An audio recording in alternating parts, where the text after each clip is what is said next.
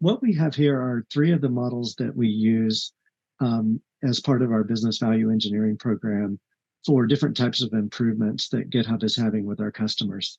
We can look at efficiency through a value stream mapping lens, and this is where we can quantify the delay, cost, and risk that exist in a process or task today, and then how much is that being reduced in an improved state on the right here.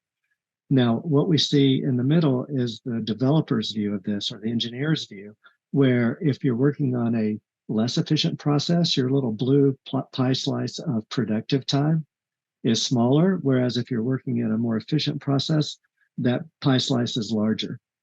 And so this is the first place that GitHub Copilot impacts an organization. It gives time back to developers. You saw Thomas's chart there from Faros's evaluation showing that the time spent in dev was about half of what for the Copilot group than it was for the other group.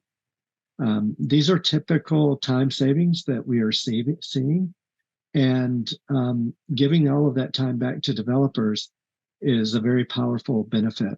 However, most organizations need to go beyond time saved in terms of their justification for purchasing Copilot. And so we have to drop down to the structural layer where we can take that time and spend it to go faster. That's the DORA mindset.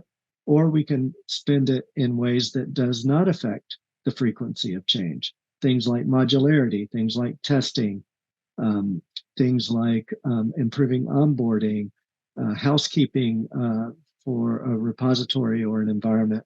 All of these things can be very valuable uses of time, but they're not necessarily going to show up in terms of frequency of change.